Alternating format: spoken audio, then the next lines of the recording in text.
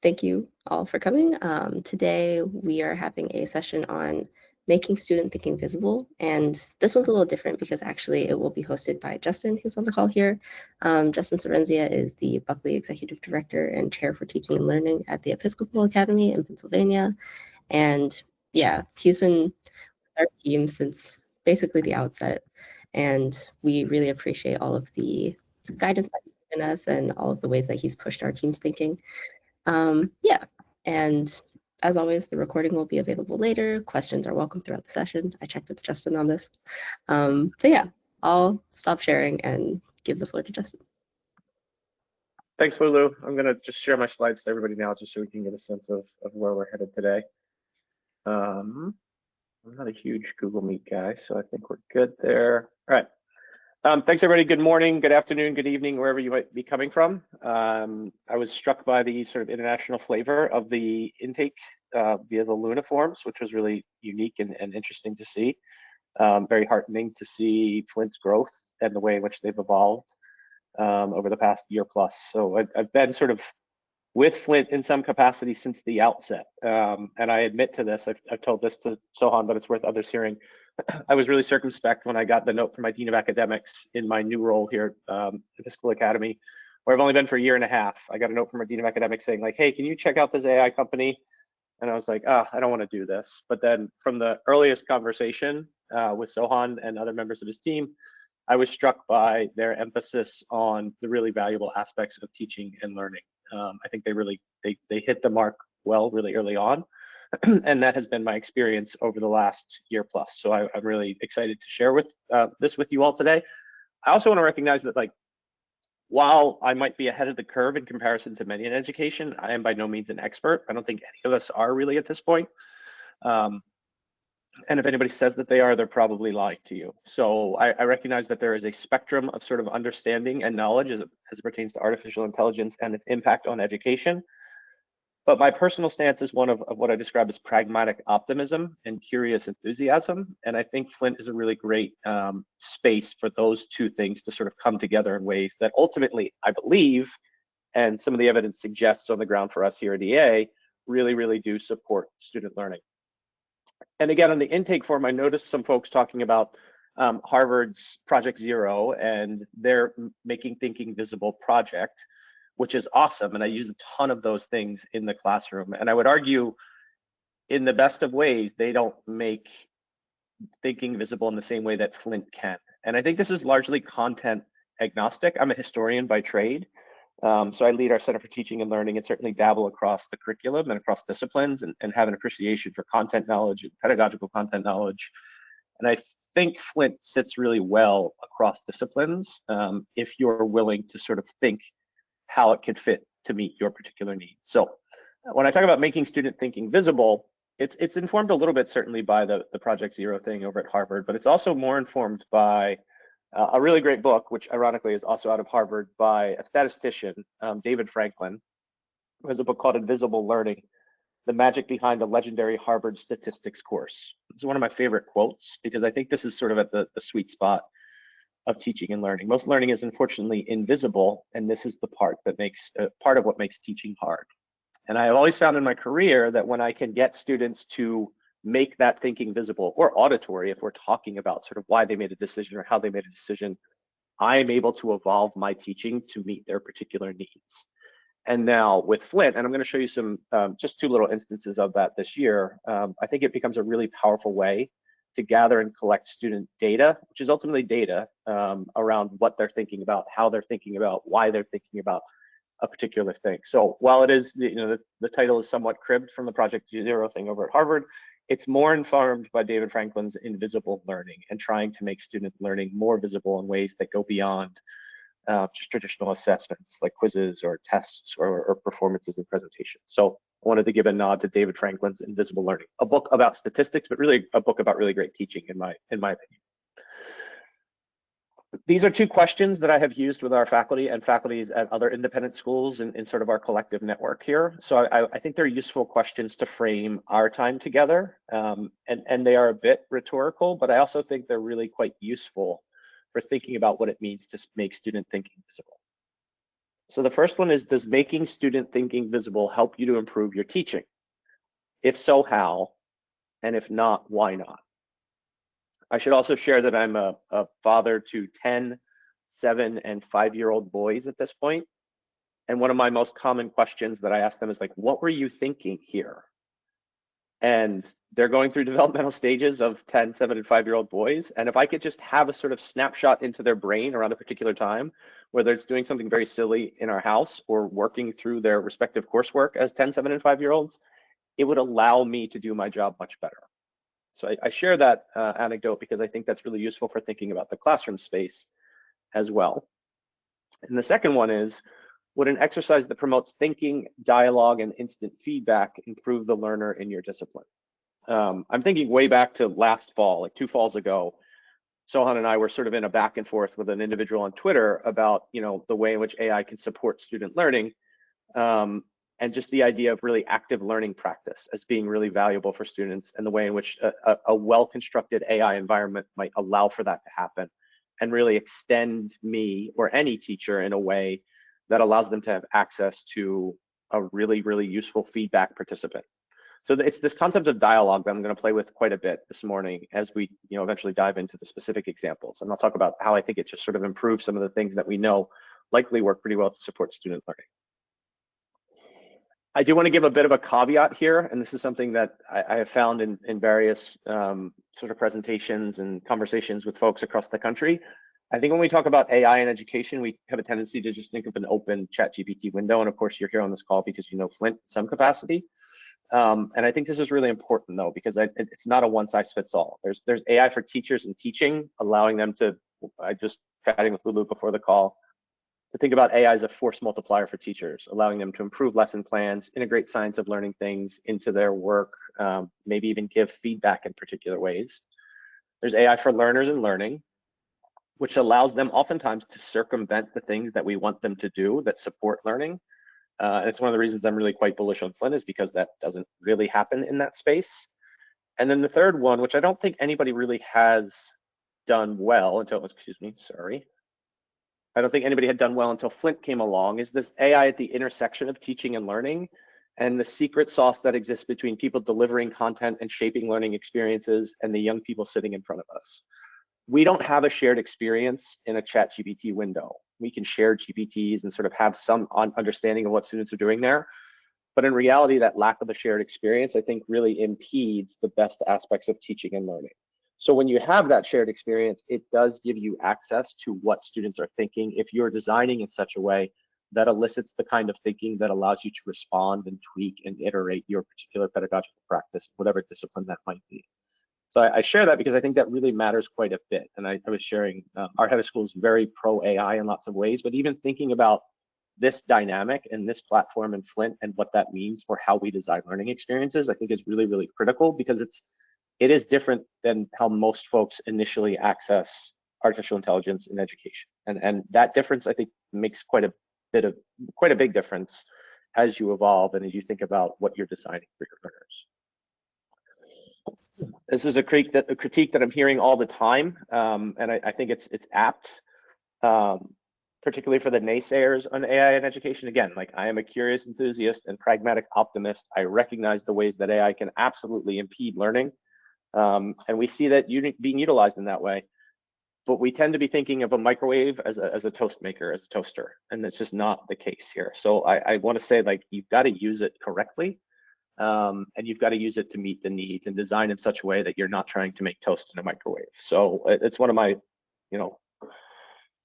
quips in the social media space with people when they get a little bit hesitant about artificial intelligence in education. So let's think of a microwave as a microwave and a toaster as a toaster as a toaster. I think I'm a history teacher, so I have to give you a little bit of history about like what I'm saying when I mean making student thinking visible. A number of years ago, 8 or 9 years ago at this point, I started using a social annotation platform called Hypothesis, because we used an online digital text. If I'm a history teacher and I give an assignment in a textbook, they can go home and read it. I can come in and quiz them on it. I can have them do a response, some sort of entry ticket. Those are all fine ways of making student thinking visible, but it's not particularly dynamic, and it doesn't allow me to respond in real time.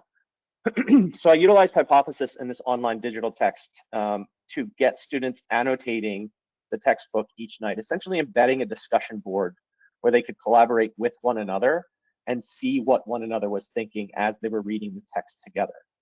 This also allowed me to see their thinking, and wouldn't you know it, instead of waking up and reading a newspaper or the sports headlines or checking out the internet in the morning, I would go into Hypothesis and see what they were annotating.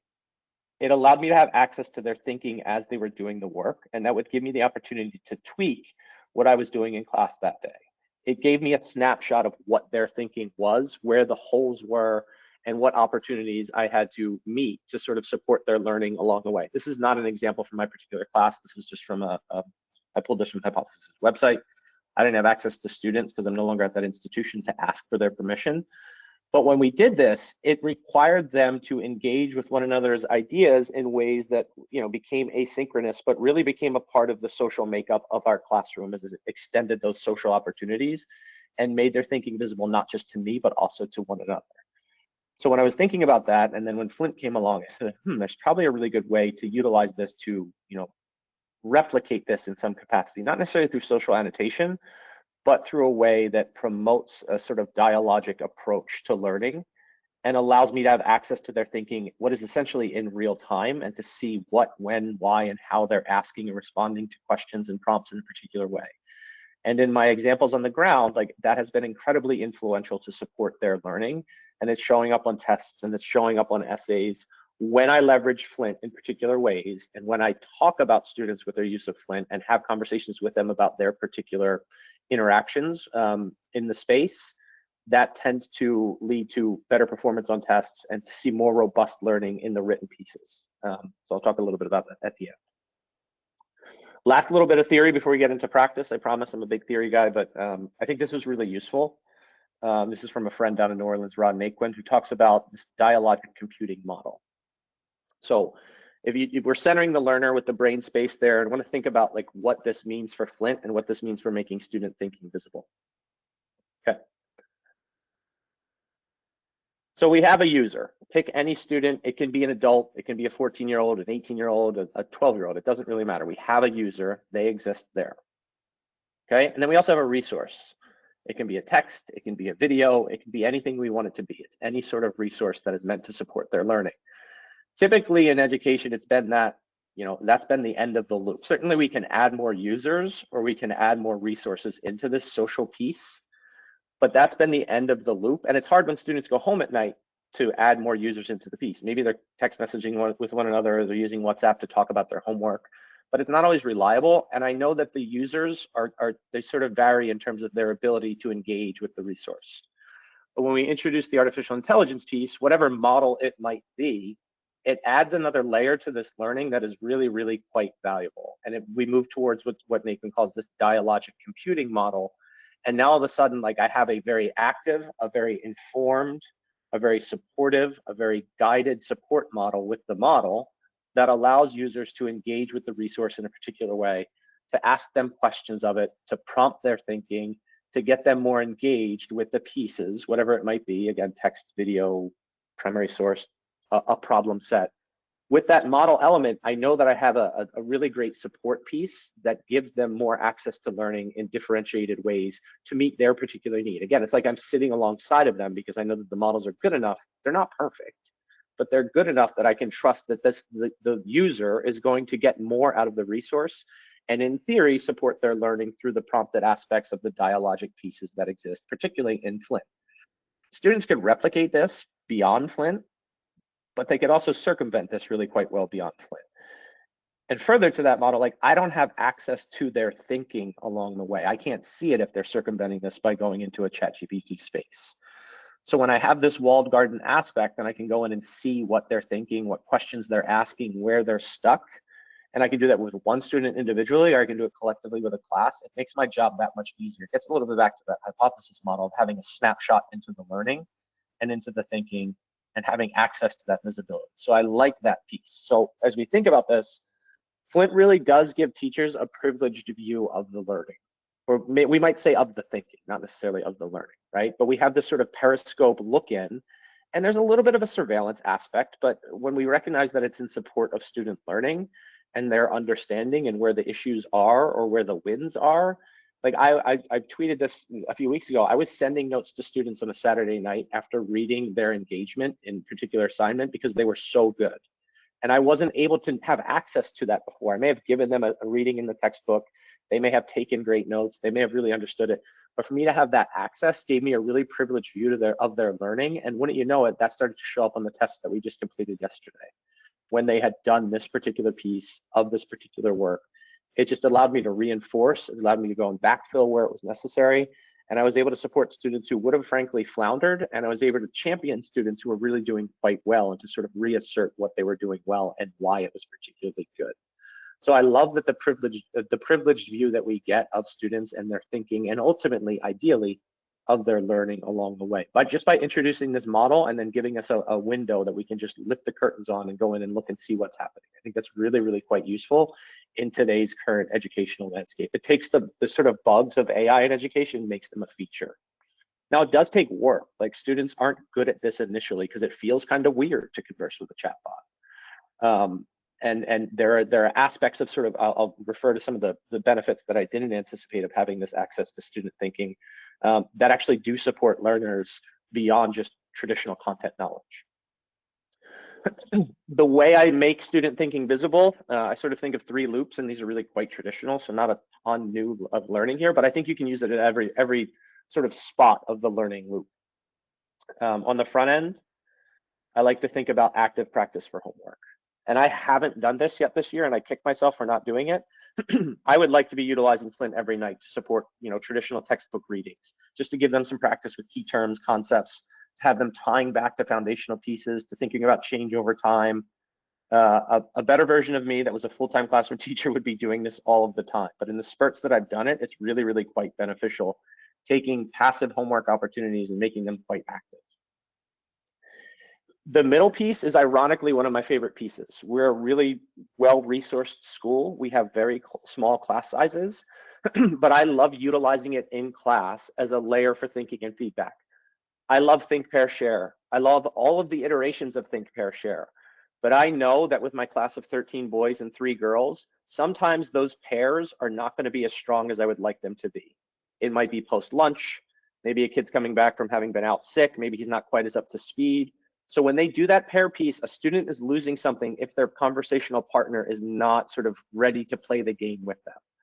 And when I take Flint and they're like, hey, we're going to spend 10 minutes just doing a think, pair, share with, I have that model aspect with the user and with the resource that is really, it really does improve that think, pair, share piece. And as much as I want to bounce around the classroom and hear everybody, I can't possibly hear everybody. So when I have students do think, pair, share in the class, their thinking becomes visible collectively and individually because we've introduced the Flint piece, and I can go in and get it almost immediately. Maybe I'm giving them another assignment in class that they're working on their own, but then by the end, I can go back and again, fill in those blanks in the moment, be like, hey, it seemed like we really struggled in this particular space. Let's revisit that tomorrow, or let's spend some time tonight. I'm gonna send you a link on sort of how to think about what that is.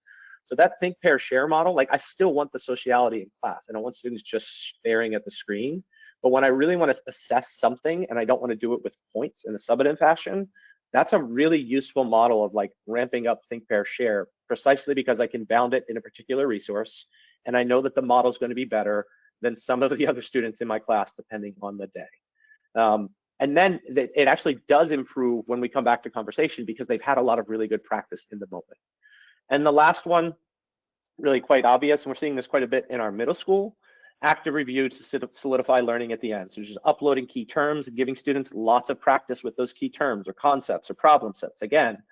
And then I can see like, all right, I'm gonna have a test on Friday. Maybe I'm giving you this active learning practice in Flint on Monday, and I know that we're gonna have time on Wednesday. So we can illuminate where those spaces are that they don't quite have really strong, solid understanding of it in ways that, yeah, you could do in a really traditional sense, but it would mean a lot of work for teachers. And that turnaround time becomes really critical. And then this does just allow me to do more individually and collectively in a way that I can actually respond to individual needs and collective needs within the class without having to do a lot of that heavy lift on my own of reviewing 16 papers along the way or 16 review packets, because it exists in here. The students get that feedback. And as the human in the loop, I can come back in and buttress that feedback where it's necessary. it drives me crazy that I don't use an online text this year, because I would be utilizing it. I would be utilizing Flint as a ride along in every single one of those if I had this online text, because I could bound the work with my particular resource, and I can't do that efficiently currently. Certainly I can do it with some digital primary sources and those sorts of things. So that's where I tend to use it the most. So again, I've used the phrase before, and I don't think it's a dirty word. Like, I have data of student thinking at made visible at every step. And as somebody who I'm a humanities teacher, history teacher, but I still love data, quantitative, qualitative. Like, this just gives me really great insights in ways that I don't get in a traditional fashion. Or if I do get them, it's a huge lift from me. And then I'm deficient in other areas. So I can give better feedback. I can give more timely feedback and more self-directed or this individualized feedback. So I love that I can get data of student thinking at every step, and it's low to no stakes. It doesn't necessarily need to be for a grade, and I often eschew grading these in any capacity. It's just feedback for them, and it's feedback for me. It makes my teaching better, and students have said to me, like, one of the greatest things I've heard in class this year when doing a think, pair, share is like, oh, I actually have to think when I do this, which in a traditional think pair sense, like think pair share, they don't. They could just ride along and set their fantasy football lineup or talk about how bad lunch was, right? They can't do that in Flint. It redirects them. And it was just this great moment of a 16-year-old boy like being very transparent. But I'm like, yeah, like that's the productive struggle piece that we want in learners. And that's what I think where many of the naysayers on artificial intelligence are just thinking in the wrong way. And so that was just this, I wish I had recorded it, because it was just this magical moment. And the quintessential student who you would want to say this, it was a really beautiful moment of like, oh, I actually have to think. I'm like, yeah, that's where the learning happens. So it's not offloading the cognitive pieces that we want. And then I could see that he did actually think. I go back and be like, hey, looks like you did this really well. Here's something to be thinking about in next class as you see this pop up again. And that was just this moment of interaction that was so serendipitous, but really like it captures the potential that exists here, as we're very much still at the front end of all of this and what it means for education. So that snapshot, that insight into that learning, and the access to data in this particular form is incredibly useful for me as I think about my learners. All right, let's get into the groundwork stuff. So I'm teaching a class of US history this year, which is 11th graders at Episcopal Academy. And we got into a conversation about contingency specifically, which is one of the 5 historical thinking skills. So I wanted them to really, and we're doing the Civil War, just finished Civil War and Reconstruction. I wanted them to be thinking about, things like change over time, context, causality, contingency, and complexity. And students were really struck with contingency, and they're like, how could we possibly know if things would have been different? And my point was, well, of course, if Abraham Lincoln wasn't assassinated, Reconstruction was just going to look differently. He's replaced by Andrew Johnson, he's a Southern vice president. Things would have been different. My students just weren't like they just weren't buying it. So I said, okay, I want to do a Flint exercise where I'm going to create, and this is the other beauty of this. I created a passage on Reconstruction that intentionally had to have, intentionally had to have all of these 5 historical thinking skills sort of embedded in the particular passage. I shared that with them. I uploaded that into Flint, and I wanted students to have a conversation with Flint about these historical thinking skills. So you see it out of the gates. You choose which any of these historical thinking skills and tell me where you see it in the passage. So out of the gates, it's supporting close reading. I'm struck. I've been teaching for 20 years, and I'm struck by students' unwillingness or inability to read closely. So I love that it's saying like, hey, pull it from the passage. Where do you see it? How does it show up? In what ways does this demonstrate this particular thing? I did allow this version for students to have, mark them where they were in terms of like excellent, proficient, developing. So that was useful for students, because for some of them, they were like, no, I got this, I understand it. And they were getting like developing. And it did give them good feedback to go back and be like, hey, you need to address this. You need to see how this shows up. Wouldn't you know it, I replicated a similar thing on their test recently, not using Flint, but using a traditional sort of sit down blue book type exam where they had to identify change over time, context, causality, contingency, complexity. So that practice led itself directly into the assessment, and they were comfortable with it. Now, they didn't have the benefit of the immediate feedback piece and the conversational, that dialogic nature, but it was still really quite useful. And this particular student, they're talking at the bottom there, there are so many, quote, butterfly effects that led to the freedom of African Americans, these amendments sealing the many events leading up to it. So I love this in the moment. This student did score excellent on the particular markers, and rightfully so. As I went back in and read them, I'm like, yeah, that's really useful. It took 10 minutes in class, and they got a lot of really good practice that I could not have replicated in a way in a traditional think, pair, share. It also illuminated that for many of my students, they weren't quite there yet. So we spent a bit more time later in the week thinking about what this was and how it shows up or how it didn't show up. Another student, this is a different student, also getting excellent. I love this. To dig deeper, can you identify any other examples of causality in the passage? Look for words like led to, resulted in, or because. I wouldn't have cited those words in giving feedback to a student in the moment. I just wouldn't have done it, right? Because I'm a human and I'm not necessarily thinking that way. I'm like, no, I would have said something to the effect of like, no, you like, how was it different, or what was impacted by? But that directed language, I think, is incredibly useful for students in the moment. And this happened precisely because of this. I also love the extension question. I didn't expect this, but why do you think some white Southerners felt so threatened by African-American political participation that they resorted to violence? That's not a question I would have thought it would have asked based on the particular passage. So it's one of those moments of like, hey, this is really quite strong and doing things that I did not expect in the moment. The student's response is it's solid. This is a student who would not, in a traditional think, pair, share with a partner, would not have drawn to the text in these particular ways or thought about these things with such a degree of specificity. One of the things I say to my class all the time is like, be specific, be specific. This requires them to be specific in the moment, and they can think through it. Now, this was a typed model because it was in class, so I didn't want to have this cacophony of 16 people talking all at once. But I love the conversational piece. If we think about assessment in the age of artificial intelligence, that aspect of conversational competency and the ability to like know what you're talking about and not just accessing the text resources is really, really quite valuable. We see language teachers obviously utilizing the conversational piece, but for me, like even as a history teacher, driving with my history obsessed 10-year-old, he will tell me every single thing about the Habsburg Empire. And I'm like, I don't know anything about these things, but you're making your thinking visible right now, and it's really quite impressive. So how do we hone that in, and how do we, direct that for whatever particular discipline it might be?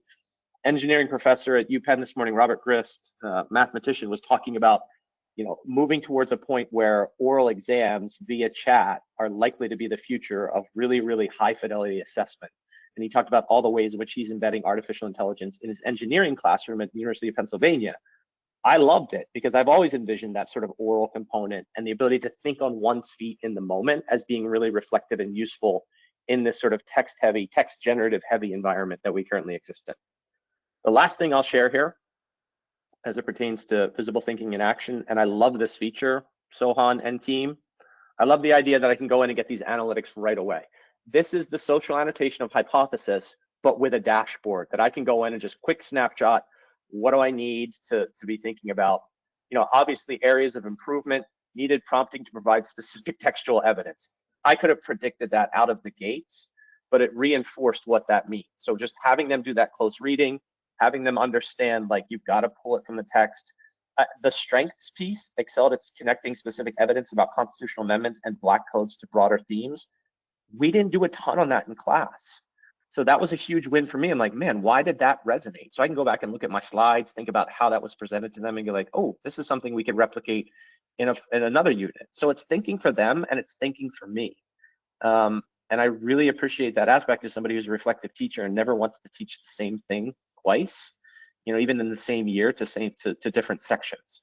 So really being able to hone in on what worked well and where those deficiencies are, I just love that from a sense of, oh, this I could have done this by reading all 16 of these in a Google document, or having 16 of them in a Google document, uploading that in the ChatGPT, and then having it run some analytics on my own, whatever tweaked way I want.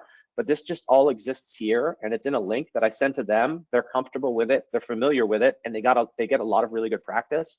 And I get a ton of really good feedback about what they're thinking and where those holes might be. I'm going to create some time for questions here at the end, and we are approaching the end. Apologies. I get really excited about this stuff, so I talk very quickly and passionately. So what is afforded by having access to student thinking? Like, again, I talked about the example at the start of if I could have a window into my 10-year-old's brain about why he made a particular decision. This gives me a window into their brain. you know, what this is one of the beautiful pieces of this that I did not anticipate. I alluded to it in the last slide, this idea of conversational competency. I like that students type it out and think and have to go to the text, but I want them to be quick on their feet in particular instances. Like I want them to know the Bill of Rights really well. I want them to understand the 13th, 14th, and 15th Amendments and not to go and check their text. To be able to do that in a conversational piece is really quite useful. Now, are they going to remember that forever? Is it going to become a parlor trick later in life where they run off the 10 amendments? Probably not. But particularly in, you know, in with the political environment of today, like student understanding of these things at their immediate command and practicing what they mean and how they might show up in the real world is incredibly useful. That's really, really quite valuable. So I actually like the conversational piece quite a bit, and I'm going to start to leverage it a bit more as we move forward in the class. The second one is this idea of intellectual ping pong. It sort of goes back to the think, pair, share. And if you have a good partner and you guys vibe well, you're going to have a good conversation. But if you don't, do I have a good model? Do I have a good AI partner that's going to allow me to have this intellectual ping pong and share ideas? I have some students that really want to push on things in the class. I like the guardrails that Flint provides, but it also is willing to engage them at particular points in ways that are quite healthy. And if it goes too far, the guardrails are there and I have access to it and I can have a conversation with that student after the fact, like, hey, what's going on here? But that intellectual ping pong piece is really quite awesome. It's not something that's intuitive to students though. They need to practice this, particularly as they're conversing with this chatbot, either through typed or spoken word. It is something that they need to get over the hump. They need to get over that sort of the hesitancy that they have at the outset. So a little bit of practice at the forefront of the year was really quite useful. And now they know, like, oh, I actually have to think about this. Like, yeah, you do have to think about this. That's what we're going for. And the last part, and this gets really to the meta level, the dialogue with me, the human, about their dialogue with the chat. Like I can go in and say like, hey, what were you thinking here? Because it looks like you were onto something, but you didn't quite tease that out as much as you maybe ought to have. Or what if you asked the question this way? Or what if you you gave it a little bit more specificity to allow it to like elicit a different response? Like what was your aim here?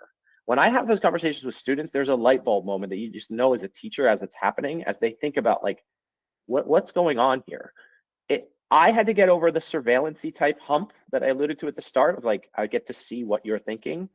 But when you leverage that into shifting their own thinking and improving their own thinking, it's less about the content and more about like asking good questions or being a really good conversational partner with whoever that might be and looking for those doorknobs to pull on and those opportunities to demonstrate your knowledge, to be really specific about what it is that you know, or to be really vulnerable and be like, I'm not sure about this one. I think it has to do with this. And I can go back in and say to the student, like, hey, that was really great when you said, like, I think it's this, but I'm not quite sure, because it just normalizes them not needing to know everything in the moment. And in an environment where students are increasingly sort of anxious about getting things wrong, this is a really safe space to do so. And I can go back and reinforce that their behavior in that particular moment was actually quite good because it was a redirect or it was an acknowledgement of not understanding or is asking for clarification. These are all skills that I didn't think I would need to teach in 2025, but like whether it's post-COVID or wherever the heck we are, I am wondering about sort of the social emotional underlying effects of lack of sociality at really pivotal years, particularly for students at this moment. I'm not suggesting AI completely replace the human-to-human interaction. I am suggesting like this sort of intellectual practice and back and forth exists in such a way that I can extend really great classroom practices and also have access to what they're thinking and sort of what they're asking along the way, which I really like and I have found that students really appreciate as well. So I have just hit you with 35 minutes of my spiel about making student thinking visible, but I'd welcome any questions that folks might have.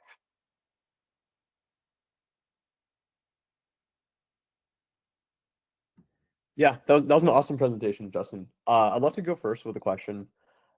So I understand, especially from your last couple slides, like how using Flint with students helps them go further with an assignment, and even in peer-to-peer discussions, like helps them like really focus and stay on task. What are the ways in which it then impacts how you teach? Like I understand like the one-on-one, like now you have a better understanding of like, okay, what is this student struggling with? But then does that impact like your lesson planning or your prep? Or yeah, just what you have in store for the next class, like how does that feedback cycle work? 100%. Like that example I showed from in class, contingency is still a real sticking point for my students. So trying to demonstrate to them based on that particular, all, I think 14 participated, not all 16 participated because of sickness. It allowed me back to be like, all right, we need to double down on contingency in a way that I did not expect needing to do so. And that is the last slide that I showed in that series, that sort of the dashboard aspect, the analytics piece of like, does well, needs some improvement, follow-up steps. I didn't create a follow-up step just so we had to keep moving with the content, but it allows me to go in at the end of the day, and I'm only teaching one class this year, so I had the chance to come back to my office, and I was excited. I'm like, oh, are the Flint things in yet? Can I go in and see them? And I got to see them, and I didn't have to work through all 16, but then just seeing the trend lines that existed, and particularly like looking at the students who were in developing or proficient, being like, what's missing here?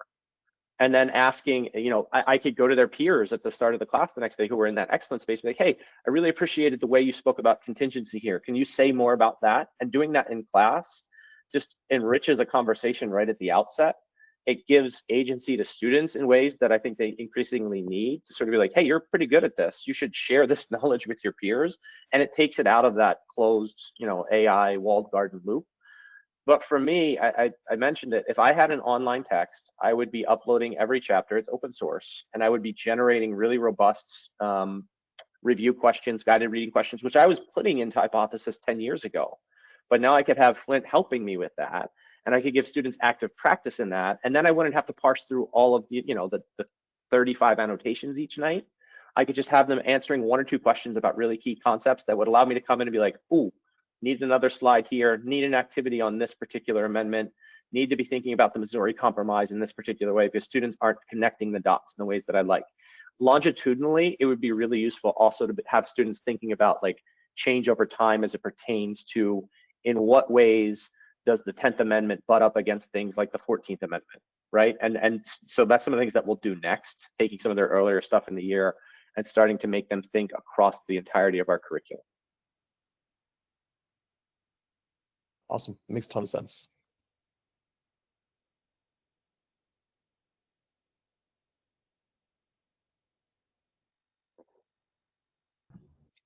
I know, Justin, you're like, on the administrative team. I'm sure you're spearheading a lot of like teacher adoption of Flint. So I'm sure you've also been met with the hesitation around like academic integrity and all of that.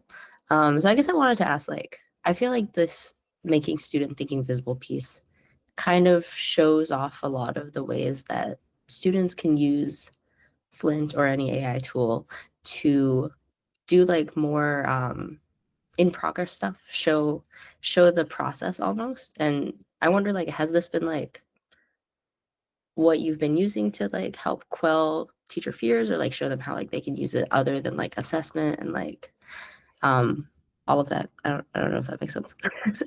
No, it makes sense. And teacher hesitancy, and I did not appreciate this 2 years ago, Lulu, there's real fear, right? There's just fear. And that's a really powerful emotion from adults who are fearful of what this means for their profession.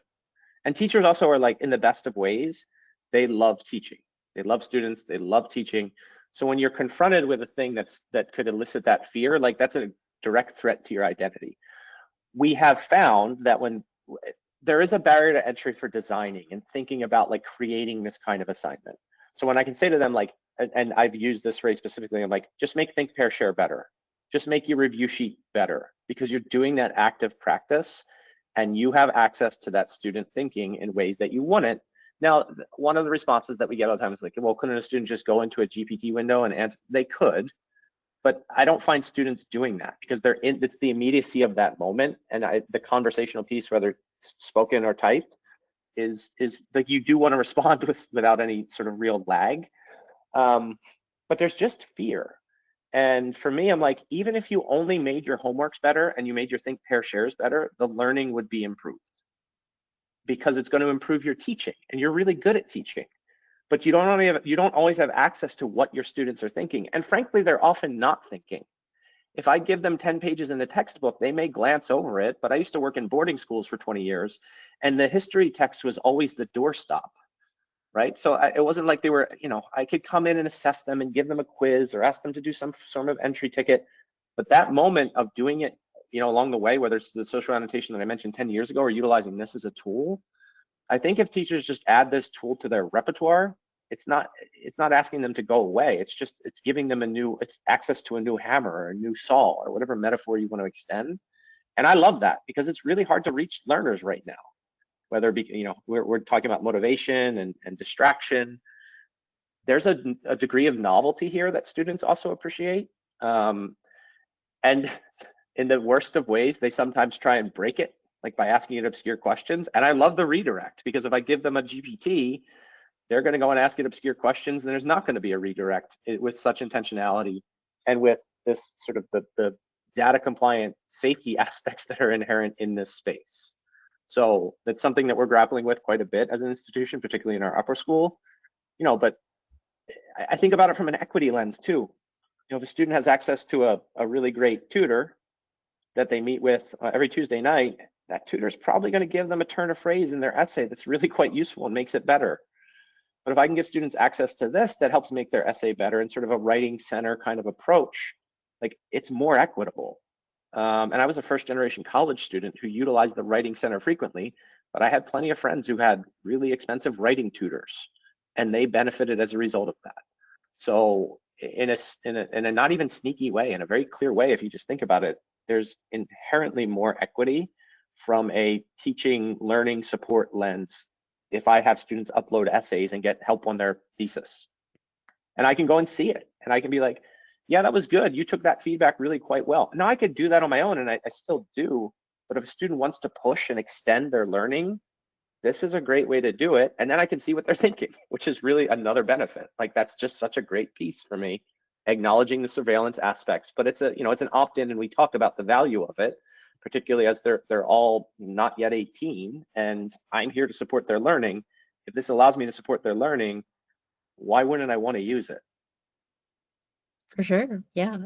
And I guess like a follow-up question to that, in your experience, like building Flint activities and trying to figure out like what the strategy is behind each of them, do you have any advice for teachers who might be wondering how best to make student thinking visible through Flint in the setup? Yeah, it's a great question. I mean, this won't be a great answer, but you just have to play with it. And I use this model all the time when I talk to teachers about using AI. Like I'm 42 years old. I forget how to play. When my kids ask me to get down and play Transformers, I have no idea what I'm doing. It's really awkward. And now I'm asking you to play with technology, right? But like play with the settings. You know, you guys are constantly evolving and tweaking, but like play with the feedback settings and how much you're looking for. Find the sweet spot.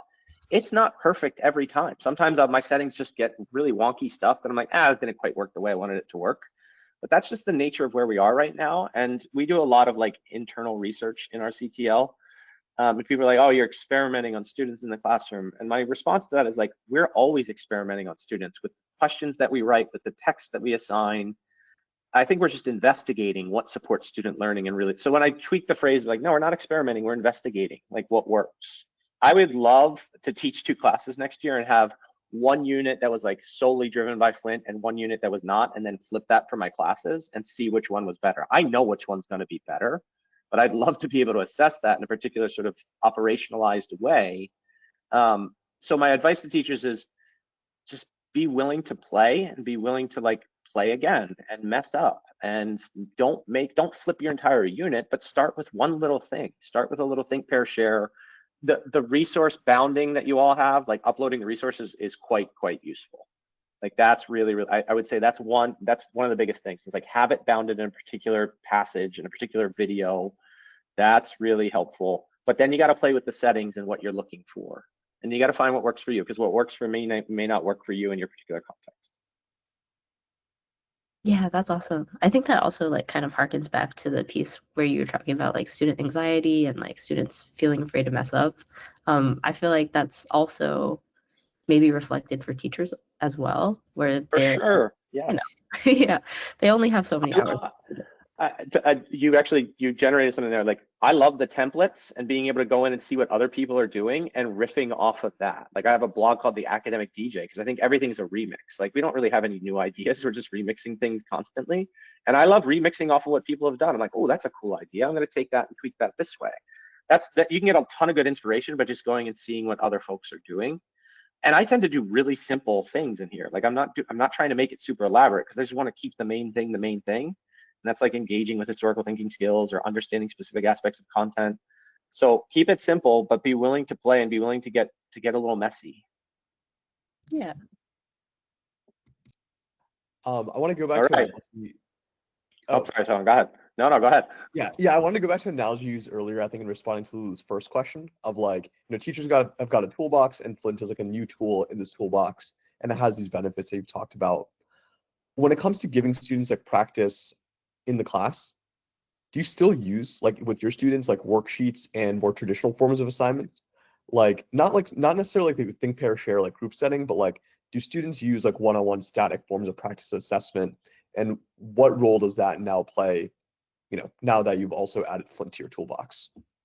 Yeah, so like the worksheet thing, like we're in upper school history course for 11th graders. Like my classroom, not to my choice, but just because of the nature of our school, is a Harkness table, a big giant wood table. So there's a lot of conversation and discourse. But designing active practice that goes beyond just traditional worksheet is like the dialogue piece, the debate, what sometimes folks would call a debate. Like I appreciate the dialogue framing better.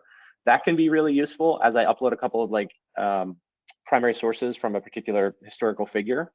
And I don't want it to like, it's not like we're having a conversation with that person, but we're having a conversation like with their writing.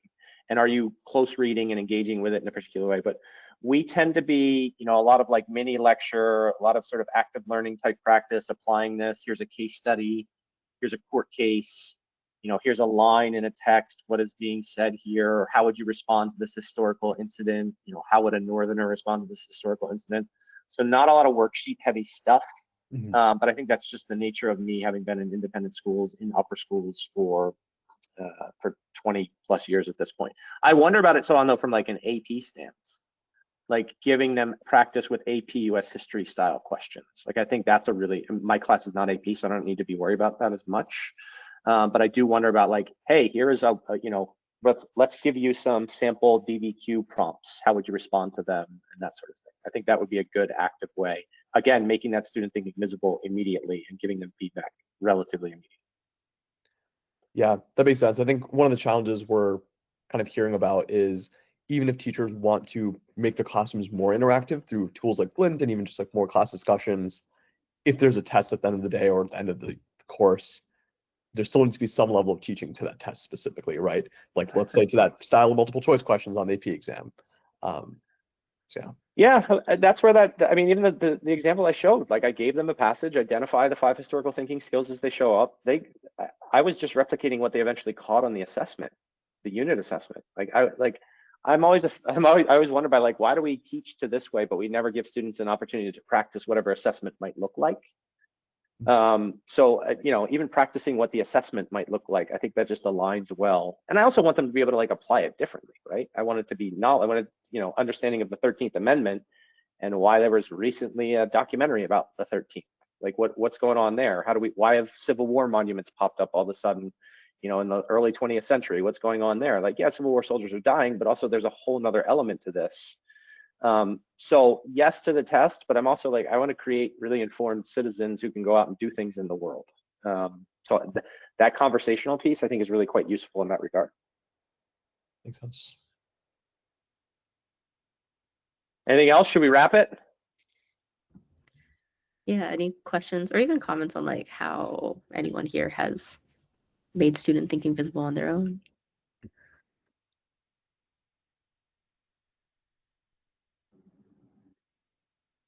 I'll just say that one of the things that was really powerful about learning online for a lot of our students who are introverted was some of the back channeling that kids were able to do, where they felt like they had much more access to the teacher. And I'm not exactly sure how we could do it with Flint, but I feel like there's potential there for kids to be much more active listeners and kind of engaging with the content and the teacher directly in real time in a a mini lecture situation or something like that.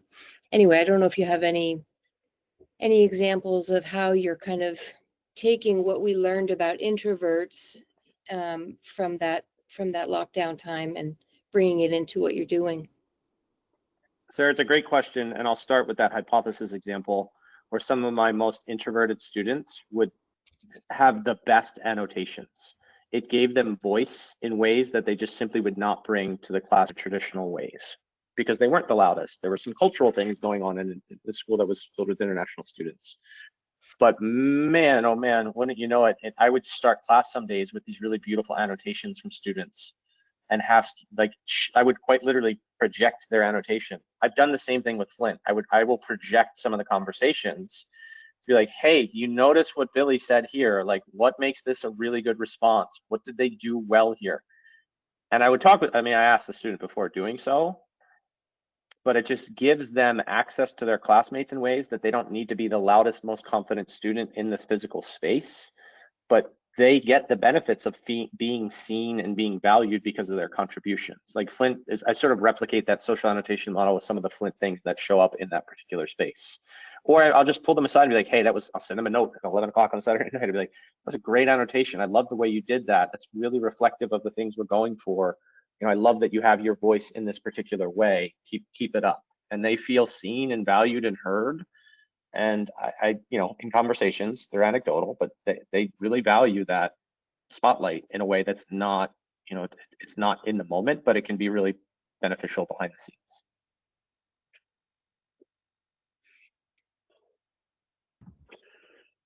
That's awesome. Yeah, I'll go ahead and wrap things up then. Let's see. Yeah, so kind of like Justin mentioned earlier, I also put this little plug in, but if you want to pick more of his brain, hear from him, he does have a Substack called The Academic DJ.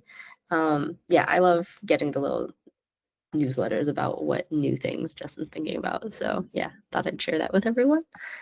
And okay. We do have another Campfire session coming up about using Flint for AI writing feedback specifically. So any like history teachers, English teachers, maybe if you want to send them here. I know Vinny's on the call. Some of the teachers from Kincaid will be sharing about how they've been using Flint for their English department. And I think that'll be really cool because sometimes the writing departments are also the most hesitant and the most wary. So I think showing some of the like positive cases of that will be really fun. But yeah, the recording will be available on our website after this, probably within the next day or so. And yeah, thank you so much, Justin, for agreeing to do this, giving us your time and all of your wonderful knowledge. Thanks everyone. Have a good one. Justin. It's awesome.